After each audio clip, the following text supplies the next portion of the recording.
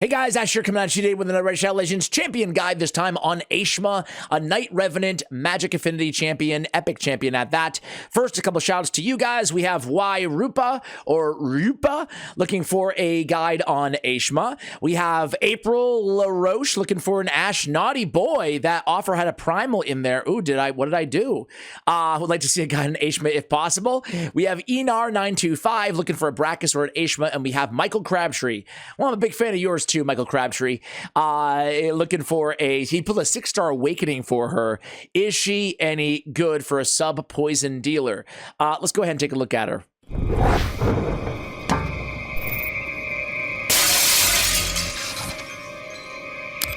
All right, so guys, as I said, she is a Knight Revenant. She actually looks a little bit like White Queen Ankora. This is White Queen Ankora, obviously, right? And here is Aeshma. They look a little similar to me. I don't know. What do you guys think? Very similar. They got the same stance and everything. I actually really love the aesthetic.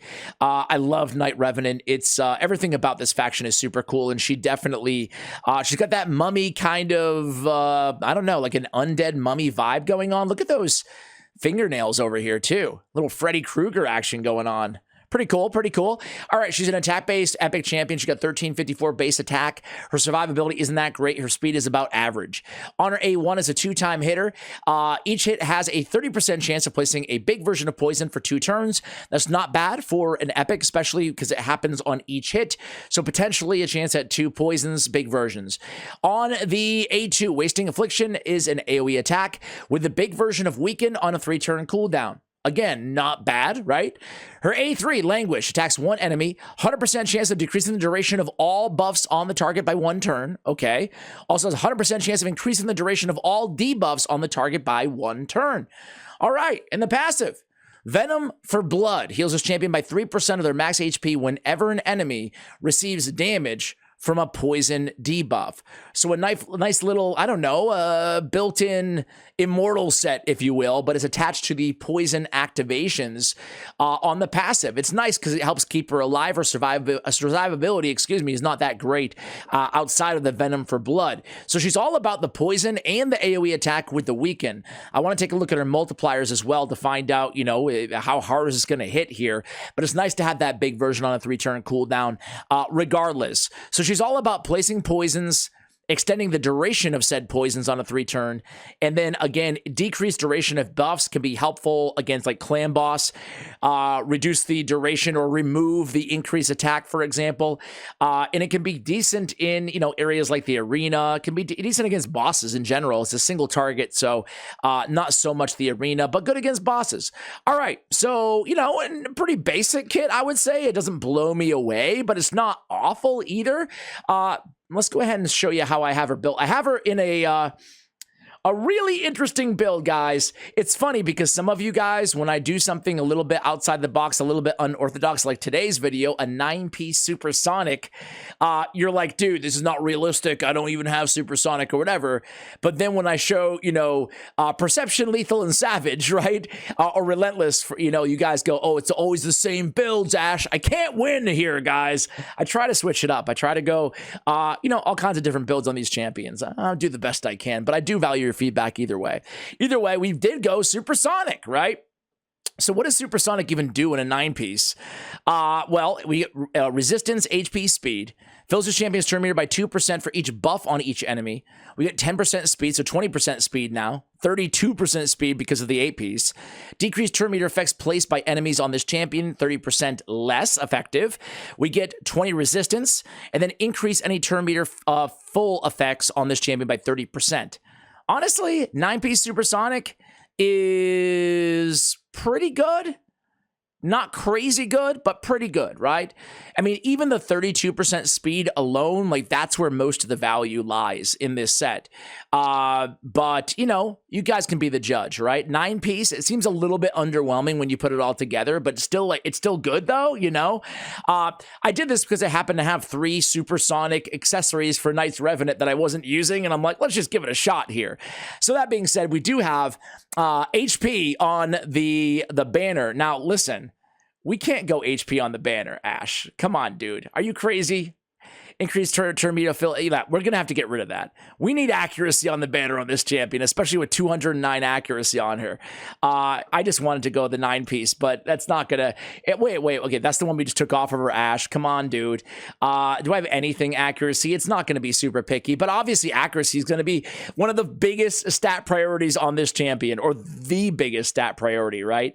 We need her to land her poisons, her weaken, and do all that debuff manipulation on the A3. So, hey, we got the nice speed roll too. I'll take it. Let's see what we get for Ascension here. More accuracy? That'd be great. HP, we'll take that as well. All right, so a pretty good banner that we ended up with. Total stats really quickly out the gate here are going to be 35k, 2100 on the defense. She's still pretty dang squishy. 224, 103, 116 on the crit rate, crit damage, and then 320 on the accuracy. Again, stat priorities on this champion are going to be 100% crit rate, speed, and accuracy. Those three are going to be what we're looking at. Her damage does scale based off of attack. I'll show you what I have on her for gear real quick. Crit rate on the gauntlets. I have attack percentage on the chest, and I have speed on the boots. All that is totally good. And then we have, let's see, some survivability. Yes, HP on the ring. We do have defense on the amulet. Of course, you can go crit damage on the amulet as well. I just didn't have any crit damage on the supersonic. Let's see what they give her. They give her a 3 out of 5. Aeshma on hellhades.com. I agree with this score. I think it's a really good score. I think she's basically like a C+ epic, and that's kind of what I think of her as well. Her best use case is going to be in kind of an old school clan boss team as a poison, extender and placer, weaken as well on a 3-turn. She can be good in dragon as well. Outside of that, you can use her in some wave content, but she doesn't really shine in any one area of the game. She can be a decent champion in some areas, but there's nowhere where I'm like, okay, Aeshma, this is where you're going to want to use her. Of course, restrictive content, meaning Doom Tower, secret rooms, and Cursed City rooms. I mean, yeah, you're going to be able to use her there, at least as an AoE weaken champion. We have a 1.9 average damage multiplier on the A1. That's a 2-time hitter, keep in mind. A 4 on the AoE. It's an average multiplier. Then we have a godlike damage multiplier on the A3. That is a 6 multiplier. So that A3 can smack. Granted, her base attack is 1354, so it's not like we're rocking a 15, 16, 17, 1800 attack with a 7 multiplier or 6 multiplier, but still, it is worth noting that it's a decently hard-hitting single target ability on her A3. All right, guys. Let me show you her. I don't have her awakened at all. If I did, they recommend Cruelty in the late game and Phantom Touch as a damage dealer. I agree with that as well. We're agreeing with everything today on hellhades.com. But yeah, I absolutely do. They recommend Perception and Savage gear. Savage, Lethal, Stone Skin, Cruel for PvP. Lethal, Cruel, Speed for PvE. I would go triple Perception. Or maybe 2 perceptions, 1 cruel, 2 cruels, 1 perception, something like that. A little bit of damage, and of course, making sure we have enough accuracy on this champion. All right, guys, let's go ahead and take a look at masteries really quickly here. We do have a pretty basic mastery loadout here on this champion. We came down, we picked up all the accuracy masteries, Master Hexer, Sniper, the usual. We picked up Cycle of Violence, Life Drinker, and then we come down to War Master as our tier 6 mastery. All looks about right? All right, guys, let's go ahead and give her a shot. What do you say? She's not an arena champion, really, but let's just see what kind of damage she can do in the arena. I assume I'm not going to be able to beat this team. Let's try to... maybe I will. Let's see. Where are you, Aeshma? I just used you.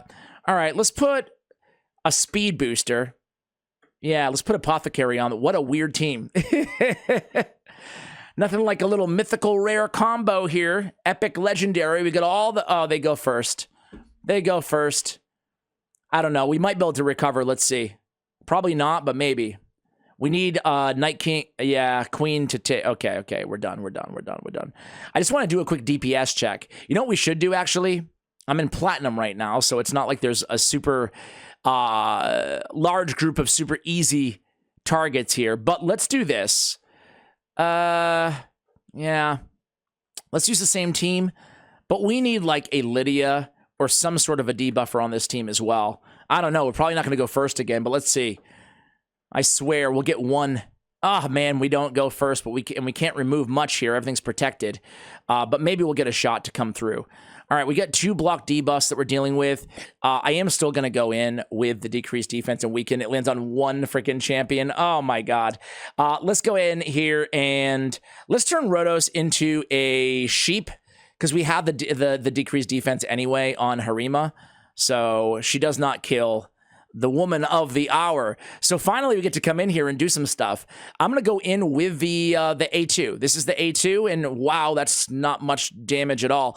Granted, we don't have Helm Smasher. We don't have, lethal or savage gear, so don't judge too harshly, but, she's not going to be your arena nuker. I think that's pretty much fair for everybody watching this. She's not really much of an arena champion, except for the fact that, again, she does bring, let's try her A3.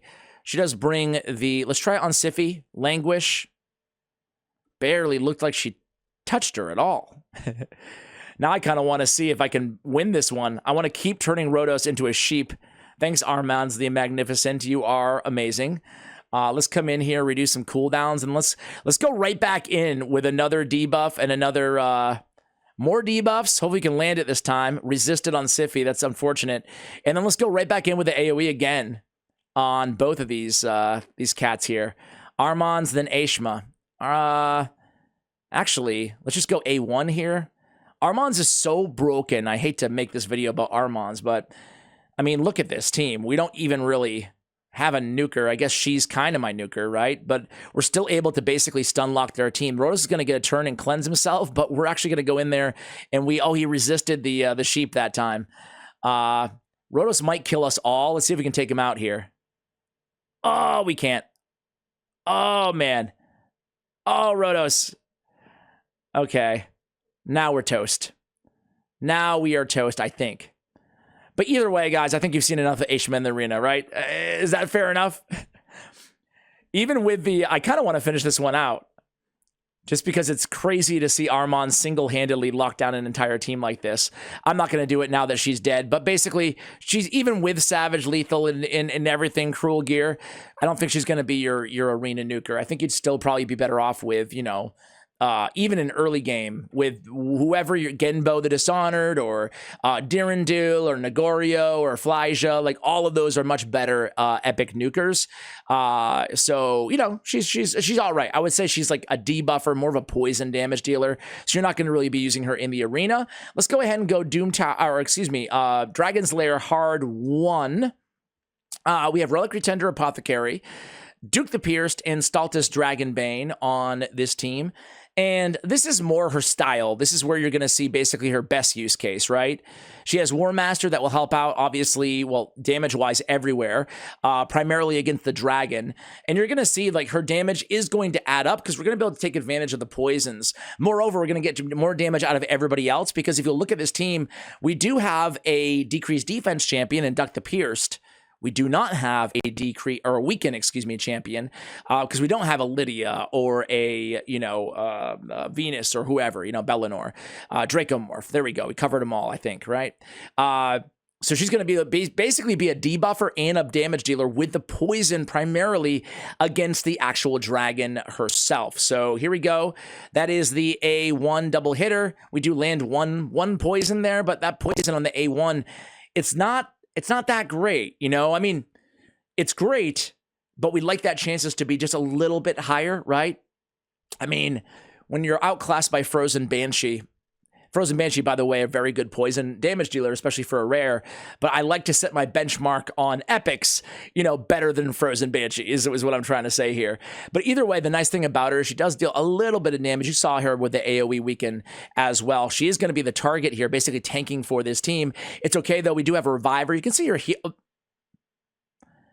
Who the heck has block revive on this damn squad? Does a Cult Brawler have a block revive that I forgot about? I guess he does. Well, so much for that showcase. Be right back. Dude, when I think about a Cult Brawler, I only think about his poisons. I usually just shut off the A2, but removes all debuffs from the champion. Where is it? Block revive. If this champion is under 1 or more debuffs, the attack will ignore 30% of the enemy defense. If the champion is under 2 debuffs, enemies killed by the skill cannot be revived. Wow, so she was under 2 debuffs, and he hit her with the Curse Eater, and that was the block revival. Wow. Well done, Occult Brawler. I'll come back to you guys when I get to the dragon. All right, guys, that one was a little bit better there, so she stays alive. No Occult Brawler taking me down, man. I forgot about that block revive that he's got there. Very sneaky Occult Brawler. So there she is on the left-hand side of the screen. We don't land any poisons there. That was unfortunate. That was very unfortunate. Where else could we use Aeshma? Is she even worth booking? Is she worth investing in at all? Let's answer that question. I hate to say it because she's such a cool looking champ, and she feels like she's right there. Like, she landed a couple poisons that time. She feels like she's right there, kind of like close to viable in some areas, but definitely doesn't really fit the meta. And frankly, I think that there's just better poison damage dealers out there in the game right now in every rarity pretty much, to where, you know, investing in her just because of the A3 and the A1, even the A2, I just don't think she's worth it. I don't think she's worth the books. Don't think she's worth the masteries, the energy, whatever, the 800 gems, certainly. I think that she is, like I said, maybe a 3 out of 5, maybe even a little bit worse, maybe like a C-. What do you guys feel about her so far? I mean, this team is not chock full of damage dealers besides Staltis, but we'll see how she does in terms of damage here. Obviously, dragon progression, you could absolutely use her. Could use her in Faction Wars as a debuffer. You could use her in Scarab King as a poison, poison damage dealer. She puts out 2.5 million. She's hanging with Staltis, not too bad, right? But, a fairly one-dimensional champion. Again, Demon Lord would be probably her best use case, but Poison just isn't really the meta right now. You could have some fun with her, though, if you wanted to build a team around her. Again, kind of a progression team. Maybe an Occult Brawler, on the same team as her. Maybe an Aothar or something like that. Kind of an old-school Poison team. Either way, guys, that's the guide. I feel like I could show you in other areas, but she's pretty, kind of what you see is what you get. Thank you for watching, and as always, take care, guys.